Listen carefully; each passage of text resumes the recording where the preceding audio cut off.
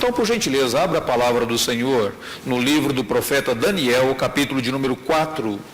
Nós leremos esta manhã a partir do versículo de número 28. Daniel 4, verso de número 28. Isso deveria, enquanto você encontra o texto bíblico, isso deveria fazer você se lembrar que você não consegue, de fato, ser um cristão verdadeiro, não frequentando a igreja, ficando apenas em casa, deixando de participar dos cultos públicos, no conforto da tua casa. Você necessita do alimento que vem por meio da pregação. Eu necessito do alimento que vem por meio da pregação.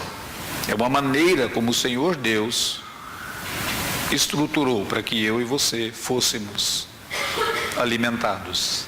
Daniel, capítulo de número 4, verso de número 28 em diante, diz assim: todas essas coisas sobrevieram ao rei Nabucodonosor. Ao cabo de 12 meses, passeando sobre o palácio real da cidade de Babilônia, falou o rei e disse: não é esta a grande Babilônia que eu edifiquei para a casa real, com o meu grandioso poder e para a glória da minha majestade? Falava ainda o rei, quando desceu uma voz do céu: a ti se diz, ó rei Nabucodonosor, já passou de ti o reino. Serás expulso entre os homens, e a tua morada será com os animais do campo. E far-te-ão comer ervas como os bois, e passar-se-ão 7 tempos por cima de ti, até que aprendas que o Altíssimo tem domínio sobre o reino dos homens e o dá a quem quer. No mesmo instante se cumpriu a palavra sobre Nabucodonosor, e foi expulso de entre os homens, e passou a comer erva como os bois. O seu corpo foi molhado do orvalho do céu, até que lhe cresceram os cabelos como as penas da águia, e as suas unhas como as das aves. Mas ao fim daqueles dias, eu, Nabucodonosor, levantei os olhos ao céu, tornou-me a vir o entendimento, e eu bendisse o Altíssimo, e louvei, e glorifiquei ao que vive para sempre, cujo domínio é sempiterno, e cujo reino é de geração em geração. Todos os moradores da terra são por ele reputados em nada, e segundo a sua vontade ele opera com o exército do céu e os moradores da terra. Não há quem lhe possa deter a mão e nem lhe dizer: que fazes? Tão logo me tornou a vir o entendimento, também para a dignidade do meu reino, tornou-me a vir a minha majestade, o meu resplendor. Buscaram-me os meus conselheiros e os meus grandes. Fui restabelecido no meu reino, e a mim se me ajuntou extraordinária grandeza. Agora, pois, eu, Nabucodonosor, louvo, exalço e glorifico o Rei do céu, porque todas as suas obras são verdadeiras e os seus caminhos justos, e pode humilhar aos que andam na soberba. Estava ouvindo uma pregação do Tim Keller, um pregador presbiteriano que é pastor de uma igreja em Manhattan, nos Estados Unidos, e pregando sobre esse texto ele diz: a única coisa engraçada sobre Nabucodonosor era o nome dele. A vida dele, o destino dele, o desenvolver dele, nada foi engraçado. Nabucodonosor era o soberano de um vasto império. O reino de Nabucodonosor havia sido marcado e caracterizado pela engenhosidade, pela inteligência, pela arquitetura. De fato, Nabucodonosor edificou aquilo que tem sido considerado como uma das 7 maravilhas do mundo antigo: os jardins suspensos na cidade da Babilônia. E dá para você perceber aqui, quando diz o versículo de número 30, quando o próprio rei estava passeando sobre a Babilônia, ele diz: não é essa grande Babilônia que eu edifiquei. Deveria ser majestoso, belo, naquele contexto árido ao redor, você ter esta cidade que mais parecia um jardim. Mas o reino de Nabucodonosor não foi marcado apenas pela engenhosidade, ele foi marcado também pela crueldade. Nos capítulos anteriores, capítulo de número 2, nós já vimos isso, quando em determinado momento Nabucodonosor teve um sonho, as pessoas não conseguiram interpretar o sonho dele, ele mandou matar e despedaçar todos os sábios do seu reino. No capítulo de número 3, porque os 3 amigos de Daniel não quiseram se prostrar e adorar uma imagem que Nabucodonosor havia ordenado que fosse levantada, Nabucodonosor mandou aqueles 3 jovens para a fornalha. No reino de Nabucodonosor, haviam alguns judeus que foram levados cativos para lá, quando o próprio Nabucodonosor destruiu Jerusalém. Destruiu e cativou, e ele levou alguns judeus para o seu reino. No capítulo 1 fala sobre isso. Dentre aqueles judeus, existiam 4 jovens: Daniel, Ananias, Misael e Azarias. E aqueles jovens, por alguma razão, eles estavam tão comprometidos com o Senhor Deus, que eles expressaram e eles deixaram muito clara a fé deles diante do rei. O próprio rei, mais tarde, fez um teste, um exame, encontrou aqueles jovens, conversou com eles, e a Bíblia diz assim que de todas as pessoas do reino, ninguém foi encontrado tão sábio, com um conhecimento tão elevado como o do conhecimento daqueles 4 jovens. Mas mesmo assim, Nabucodonosor não foi convertido. Isso me chama a atenção para um fato. Você pode até ser amigo de um crente, você pode até ter pessoas crentes ao seu redor, mas isso não significa que o seu coração vai ser convertido. E até mesmo uma advertência para muitos de nós, especialmente para os nossos jovens, que tantas vezes buscam relacionamentos com pessoas não crentes, como se por meio desse relacionamento a pessoa automaticamente fosse mudada, transformada, convertida. Nabucodonosor estava se relacionando e ele tinha pessoas crentes ao seu redor. Isso não significa que ele foi convertido por meio daquele relacionamento, daquele contato que ele tinha com aqueles judeus crentes ali. Mas no capítulo de número 2, Nabucodonosor agora, ele não apenas ficou impactado com o conhecimento desses judeus, Nabucodonosor, ele teve um sonho, e ele ficou apavorado com aquele sonho.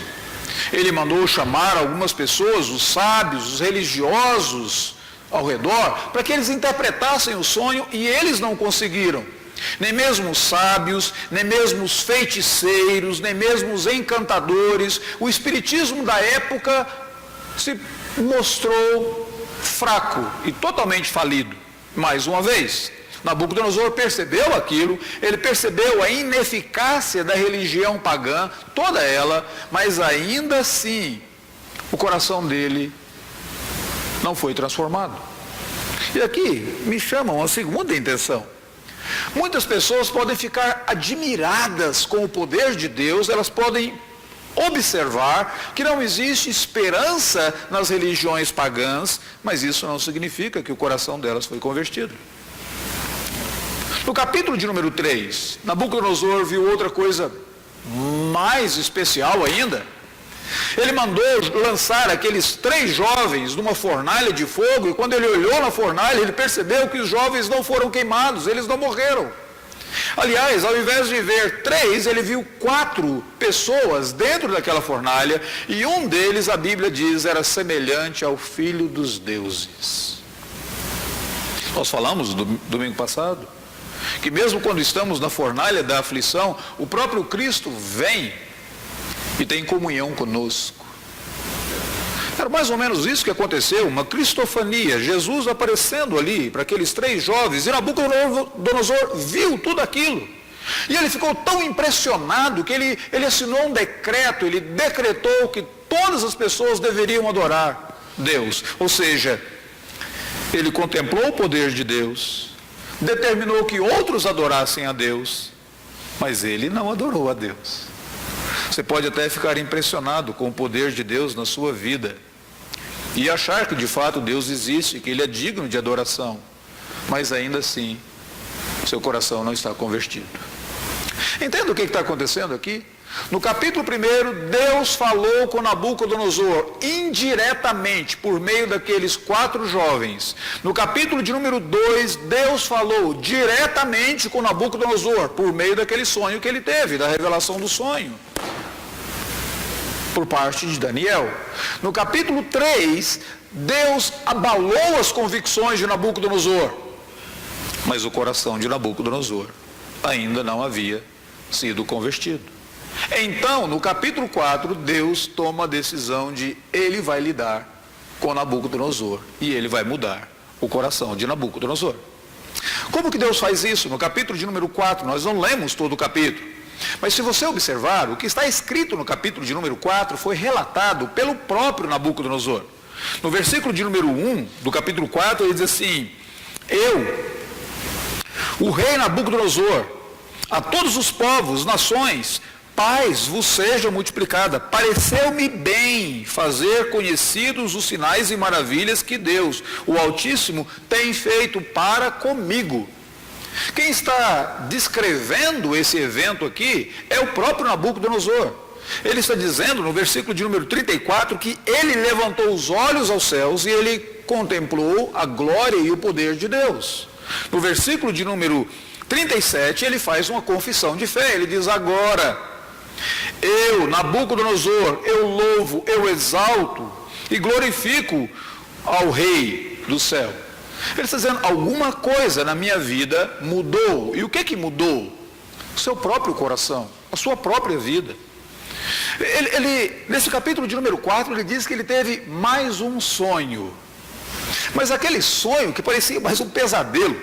Ele sonhou com uma árvore, um sonho botânico, né? Ele sonha com essa árvore, essa enorme árvore.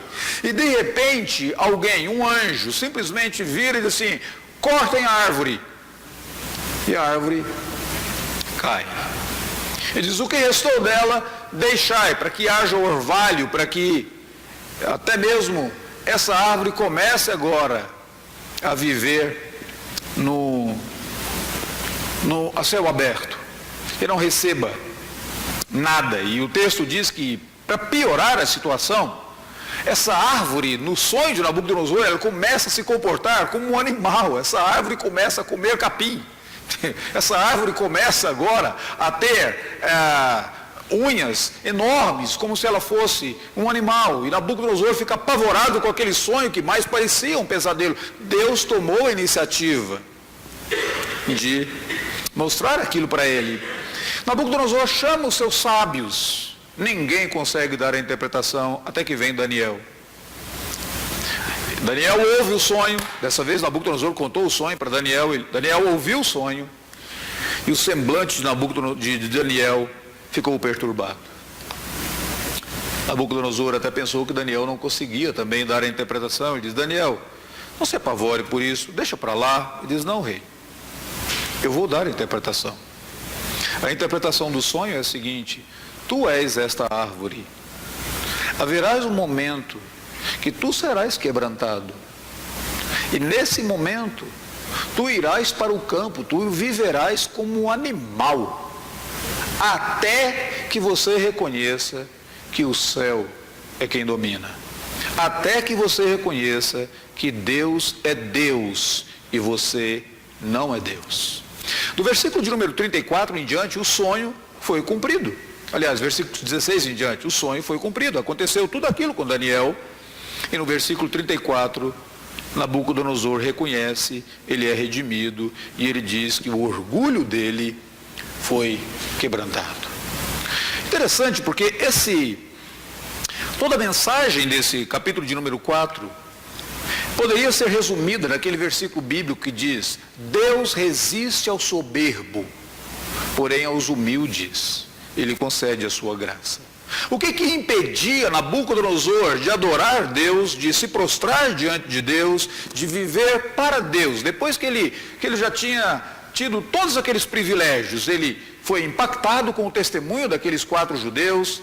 Deus falou com ele diretamente por meio do sonho, no capítulo de número 2. Capítulo de número 3, Deus abalou as convicções dele, até o ponto dele decretar que Deus fosse adorado, mas o coração dele não havia sido mudado ainda. Ele tinha todos aqueles privilégios, mas o seu coração permanecia endurecido. Qual era o problema de Nabucodonosor? O próprio Nabucodonosor nos diz. No versículo de número 37, ele diz: Deus humilha os que andam na soberba. Orgulho, soberba, arrogância. O orgulho é um câncer espiritual. O orgulho é esse mal espiritual que impede que eu e você nos quebrantemos diante de Deus e recebamos e desfrutemos das bênçãos que Deus tem para nos conceder. O que o orgulho faz comigo e contigo? Esse texto diz que o orgulho, ele é como um entorpecente, ele faz a pessoa esquecer das suas próprias necessidades, das suas próprias limitações. Se você observar aqui, Nabucodonosor tem esse sonho e depois, no versículo de número 29, diz assim: depois de 12 meses, eu estava passeando naquela cidade. 12 meses de quando? 12 meses que ele teve o sonho. Veja o versículo de número 4, do capítulo 4, por gentileza. Eu, Nabucodonosor, estava tranquilo na minha casa, feliz no meu palácio. Ele está dizendo o seguinte: eu estava na minha zona de conforto.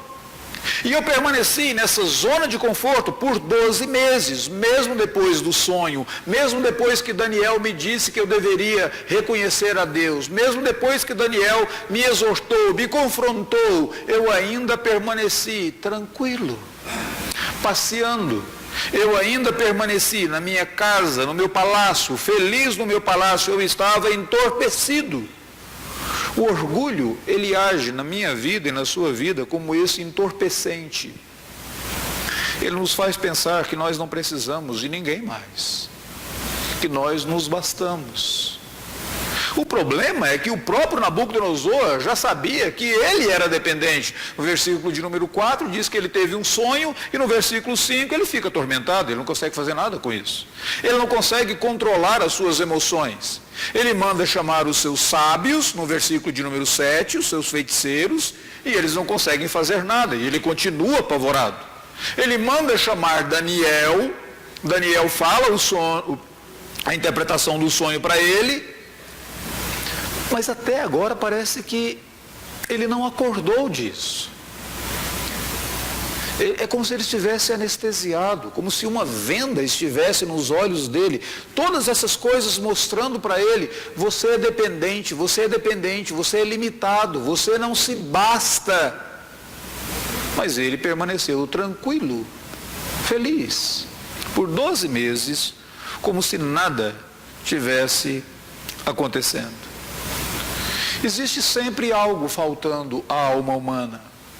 Existe sempre algo que reflete um vazio. O quanto eu sou limitado, o quanto você é limitado. Mas quando nós somos tomados pelo orgulho, por essa sensação de que nós somos autônomos, que nós não precisamos de ninguém, que nós não precisamos nem de Deus, nós temos essa sensação de bem-estar. E a Bíblia diz: essa sensação de bem-estar tira a vida de quem o possui. Enquanto eu e você não despertarmos, não acordarmos para o fato de que nós necessitamos de Deus, é porque o orgulho continua entorpecendo a nossa mente, entorpecendo o nosso coração, e nós continuamos achando que nós nos bastamos, que aquilo que nós temos nos basta, e nos esquecemos que há um vazio aí. A segunda coisa que você observa nesse texto é que o texto mostra para mim e para você qual é a essência do orgulho. Olha o versículo de número 30. Verso de número 30 diz que Nabucodonosor, andando por Babilônia, falou e disse: não é esta a grande Babilônia que eu edifiquei com o meu grandioso poder, para minha glória e para minha majestade? Depois de ter recebido todo o reino, depois de ter recebido toda a grandeza, toda a glória, toda a oportunidade que ele teve, Nabucodonosor pegou todas aquelas bênçãos e ele pensou: eu consegui isso, eu conquistei isso, eu mereço isso. Em nenhum momento você vê e lê que esse homem considera que Deus deu isso para ele. Eu gosto muito de Donald Carson, quando Donald Carson diz que a essência do pecado é destronar Deus, tirar Deus do trono. Tirar Deus do trono. E você se coloca nesse trono. Você imagina que tudo é para você. Você recebe todas as bênçãos, todos os talentos que Deus deu, e você imagina: eu consegui isso. Tim Keller chama isso de cometer plágio cósmico. Deus deu todas essas coisas, Deus criou todas essas coisas, e você olha e diz: eu fiz isso. Isso é plágio. Você está plagiando. É cometer plágio cósmico. Isso é desonesto. Você sabe que você não consegue. Os teólogos da Idade Média, eles tinham uma frase latina para descrever. Eles diziam: pecado é encurvatus em se. É você voltar para você mesmo, e você adorar a você mesmo, e você se esquecer de Deus. Pecado é você imaginar que sem Deus você consegue ser feliz no mundo de Deus, e você ter aquele senso de mérito, dizendo: eu mereço isso. E você se coloca no centro do universo. Era isso que Nabucodonosor estava fazendo. Nabucodonosor recebeu todas aquelas bênçãos, e ele diz: essa é a grande Babilônia que eu construí. Eu edifiquei com o meu poder, para a minha glória. Essa é a essência do orgulho. A essência do orgulho é eu e você imaginarmos que nós somos o centro do universo. Provavelmente você deve se lembrar de algumas discussões, de algumas DRs, de algumas brigas, de alguns embates que você teve, ou em casa, com o cônjuge, com um parente, ou então com alguém lá fora. A discussão, ela começa mais ou menos assim: lá no seu íntimo, lá no seu coração, você alimenta aquele desejo: eu gostaria de ter X, Y ou Z. Com o passar do tempo, você não acha que você apenas gostaria de ter X, Y, Z, mas você começa a falar para você mesmo: eu mereço X, Y, Z. Depois muda um pouquinho, você começa a agir como: eu exijo X, Y e Z. E se eu não recebo X, Y, Z, alguém vai pagar. E é quem estiver mais perto de mim. É esse exato momento que você chuta o cachorro, você grita com a esposa, você joga o copo na parede. Por quê? Esse é o exato momento em que você agiu como se você fosse o centro do universo. A essência do orgulho é você não considerar o que Deus te deu e você imaginar: eu mereço, eu consegui, eu tenho. A terceira lição que esse texto nos mostra é a ironia do orgulho. Que quanto mais eu desejo ser algo que eu não sou, quanto mais eu desejo ser mais elevado do que mera criatura, quando eu desejo ser Deus, esse é o momento na minha vida que eu me pareço mais um animal. É engraçado isso. Nabucodonosor achou que ele era Deus, achou que ele tinha que receber a glória, ele construiu tudo aquilo com o poder dele, ele havia construído Babilônia. Ele mesmo, no momento que ele achou, que ele pensou ser uma divindade, foi aquele exato momento que ele agiu como um animal. Você quer ver o texto? O texto diz que isso aconteceu com ele literalmente. No mesmo instante, versículo 33, se cumpriu a palavra sobre Nabucodonosor, ele foi expulso de entre os homens, passou a comer erva como os bois, o seu corpo foi molhado o orvalho do céu, até que lhe cresceram cabelos como se fossem penas de águia, e as suas unhas como se fossem as das aves. O que está acontecendo aqui? No momento que você pensa que você é maior do que você é, você não tem sentimentos humanos, compaixão humana, empatia humana, você não se sensibiliza mais como um ser humano. Nabucodonosor não conseguia mais ter comunhão, empatia, sensibilidade pelas pessoas, ele agiu como um animal, e então ele foi levado para um campo. Era o grande rei, é verdade, mas lá no campo. No momento em que você começa a achar que você é maior do que você de fato é, você se torna cruel com as pessoas. Você fala de uma maneira que machuca, que fere, que destrói. Você dá coices verbais. E coice dói, machuca. Mas você pensou tanto em você mesmo que você perdeu os sentimentos humanos. No momento em que você imagina que você é maior do que você de fato é, o único instinto que você passa a ter é o instinto de sobrevivência. Ele comeu erva do campo e ele bebia água lá no campo, era só instinto de sobrevivência. Ele já não estava mais raciocinando. Tem algumas pessoas ao nosso redor e muitas vezes nós agimos assim. Nós só estamos interessados em sobreviver. E vivemos nesse instinto de sobrevivência. Então nós já vimos como que o orgulho atrapalhava Nabucodonosor, qual que era a essência desse orgulho e qual que é a ironia desse orgulho. Agora, em último lugar, qual que foi a cura do orgulho de Nabucodonosor? Como é que isso pode ser curado? Versículo de número 34 diz que no fim daqueles dias, eu, Nabucodonosor, levantei os olhos aos céus e tornou-me a vir o entendimento. O orgulho só é curado na minha vida e na sua vida quando nós compreendemos, pelo menos, 5 coisas bem rápidas. A primeira delas, Deus é Deus, eu não. Eu sou criatura, Ele é Deus. Ele julga, Ele determina, Ele faz, eu obedeço, eu louvo, eu recebo. Deus é Deus, eu não. Essa é a primeira verdade que muitas pessoas deveriam compreender e muitos de nós, crentes, precisamos praticar. Muitas vezes nós vivemos como se nós quiséssemos reivindicar para nós a glória que pertence a Deus.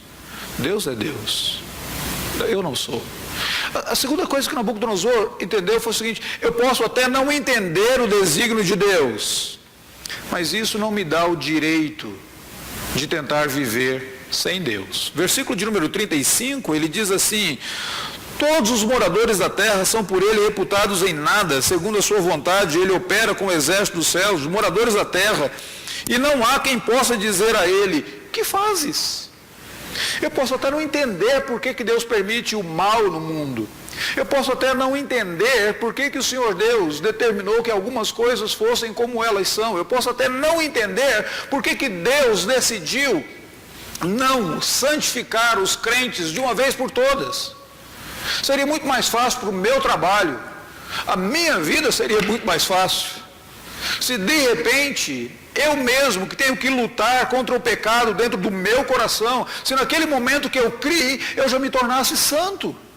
Se os membros da minha igreja, no momento que eles creram, eles se tornassem santos, nenhuma briga de casal mais, nenhum problema relacionamento pais e filhos, nenhum mau testemunho lá fora, nenhuma preguiça para vir à igreja, e assim por diante. Seria fantástico, céu na terra, seria muito mais fácil testemunhar no mundo. Mas Deus não determinou assim. Ele determinou que eu lutasse contra os meus pecados todos os dias. E que muitas vezes, várias vezes por dia, eu fosse a Ele e dissesse: me perdoa, Deus, me perdoa, Senhor, tem misericórdia de mim, Senhor. Ele determinou que a igreja da qual eu faço parte, eu sou membro dela, muitas vezes agisse como se nós fôssemos pessoas tão carentes, cada um com a sua loucura, cada um com as suas limitações. Às vezes, eu até brinco dizendo, o versículo das igrejas deveria ser o versículo daquele rei filisteu, quando Davi chegou para ele babando e tudo, e o rei disse: acaso faltam-me doidos para que venha a mim esse? Eu fico imaginando isso muitas vezes. Quando eu me vejo na igreja, eu fico imaginando alguém como eu, membro da igreja de Cristo. É como se Jesus olhasse para mim e dissesse: acaso me falta doido para que você, Valdeci, viesse a mim? Você acha que eu não estou cansado de tudo isso? Não, ele não está. Ele determinou dessa maneira, e eu posso não entender isso. Mas isso não me dá o direito de achar que eu posso viver sem Deus. Eu não consigo viver autônomo. E Nabucodonosor entendeu isso quando veio a sanidade. Nabucodonosor entendeu que as bênçãos que vinham sobre ele, as bênçãos não se originavam dele. Ele diz: o entendimento se me foi concedido, voltou a mim o entendimento. Quando ele diz tornou a mim o entendimento, ele diz: não nasceu de mim. Deus tomou a iniciativa. Deus operou isso na minha vida. E ele passa a ter uma perspectiva correta do poder de Deus. Versículo 37, ele diz que Deus é que tem o poder, não é mais ele agora. Ele está dizendo: essa grande Babilônia que eu construí com o meu poder. Mas ele diz: Deus tem o poder de elevar reis, humilhar aqueles que são soberbos. E ele passa a ter uma perspectiva correta da bondade de Deus, da graça de Deus, que aceitou até o louvor dele, aceitou até uma pessoa como ele. Aqui há algo bem interessante, deixa eu concluir de duas maneiras. Uma delas com uma ilustração que eu ouvi recentemente e eu achei muito interessante. Muitas vezes nós desejamos ser uma pessoa famosa, desejamos deixar a nossa contribuição nesse mundo, que o nosso nome seja celebrado. Nós somos mais ou menos como aquele filme Troia. Quando Aquiles está para entrar na praia de Troia, ele vira para os guerreiros dele e diz: homens, o que vos aguardam? Um diz assim: inimigos. O outro diz: não, glória, nome para toda a eternidade. É engraçado, muitas vezes nós queremos isso: nome, glória, fama para toda a eternidade. Há poucos dias eu ouvi falar de um homem muito famoso. Alguns de vocês já devem ter o conhecimento dele. É um pastor batista que veio lá do interior dos Estados Unidos na década de 30, começou na década de 20, década de 30, 40, ele se tornou uma pessoa muito ativa e pregando o Evangelho. E ele, porque ele pregava o Evangelho de uma maneira muito eloquente, de uma maneira simples, muito clara, ele teve oportunidades que talvez nenhum outro pregador contemporâneo tenha tido. Ele pregou o Evangelho várias vezes por meio da mídia, da televisão, e a mensagem dele chegava a inúmeros países do mundo todo. Naquele exato momento, você podia assistir pregando Billy Graham, naqueles estádios repletos. Em algumas ocasiões ele teve oportunidade e foi convidado por líderes de países comunistas que não permitiam que crentes entrassem naqueles países, que a Bíblia chegasse até eles. Ele foi levado a eles e ele pregou o Evangelho naqueles contextos. Ele passou a ter livre acesso à Casa Branca. Toda vez que um presidente era empossado, o pregador convidado era Billy Graham. Recentemente eu ouvi algo sobre Billy Graham. O neto dele chegou e disse: vovô, todas as pessoas que te conhecem dizem que o senhor teve todas essas honras, toda essa fama, mas o senhor continua sendo uma pessoa humilde. Qual o segredo dessa humildade? Ele diz: meu neto, quando a primeira pessoa com quem você fala no dia, depois que você acorda, é o Senhor do universo, você percebe que Ele é grande, você não. Você não tem nenhuma razão para alimentar orgulho no teu coração. Nabucodonosor percebeu isso. Ele olhou para o céu e ele contemplou o grande Deus que estabelece reis, que tira reis, é o Deus do céu, não sou eu. Essa é a primeira coisa. A segunda coisa que eu acho muito importante, que eu gostaria que nós lembrássemos nesta manhã, é que Nabucodonosor percebeu que esse grande Deus, ele é também gracioso. Ele recebeu Nabucodonosor, ele recebeu a adoração de Nabucodonosor, ele recebeu as palavras de Nabucodonosor. Mesmo depois de Nabucodonosor ter tentado matar os servos de Deus, jogar alguns na fornalha, ter sido tão maldoso, tão impiedoso, adorar outros ídolos, adorar outros deuses, sacrificar a eles, Deus foi gracioso e recebeu Nabucodonosor. Se Nabucodonosor, naquela época, antes de Jesus vir, teve uma noção da graça, da bondade de Deus que aceita e que recebe o pecador, quanto mais eu e você deveríamos ter essa noção. Jesus morreu na cruz do Calvário. O sangue de Jesus estabeleceu um novo e vivo caminho para que todo aquele que for a Deus, a Bíblia diz, o Senhor promete, eu não lançarei fora. Não importa como você já viveu, não importa o que você já fez, o teu passado, ele não será esquecido por ti, mas ele pode ser redimido por Cristo Jesus. O Senhor Deus está disposto a receber a tua vida, o teu louvor, o teu coração.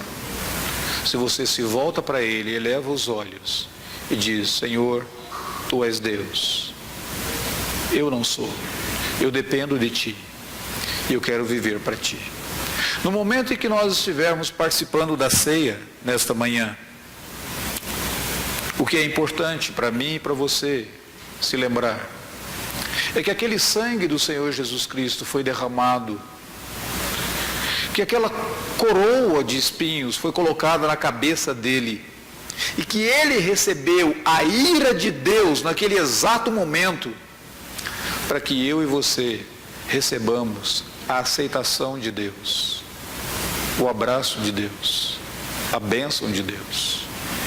E o que impede você de receber isso é o orgulho, quando você pensa que você pode viver sem Deus, quando você imagina que você não precisa dele, que você não reconhece, quando você pensa que você é grande e ele não. Isso impede, porque o orgulho é esse câncer espiritual que destrói a minha vida e a tua vida. Quando você imagina que você não é como um daqueles loucos que eu disse que vão a Cristo, mas você está no seu pleno juízo e ainda assim você pode receber ou não Jesus, ele vai dizer, abra mão desse orgulho, despoje-se disso. Eu vim para que tenham vida e que a tenham em abundância. Quando você tentar reter alguma coisa que não quer entregar a Deus, mas você tenta reter, lembra, se você tenta conservar a terra, você nunca verá o céu. Se você tenta reter qualquer coisa que for na tua vida, em alguma área da tua vida, você não desfruta da bênção que Ele veio para trazer para você. Todos aqueles que tentam conservar a terra não veem o céu. Gosto de uma frase de C.S. Lewis que diz que no inferno, as pessoas que vão para o inferno são aquelas que dizem e pensam mais ou menos assim: é melhor reinar no inferno do que servir no céu. Orgulho.